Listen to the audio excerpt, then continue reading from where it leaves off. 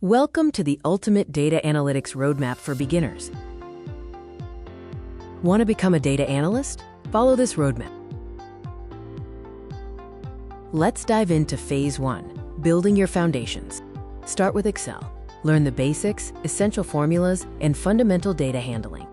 Then transition to learning SQL's structured query language to work efficiently with databases and queries.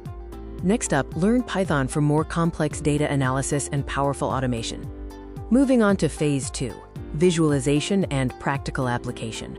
Use tools like Power BI or Tableau to create compelling, interactive dashboards. Next, build real-world projects and data analysis examples to solidify your skills. Finally, Phase 3, launching your career.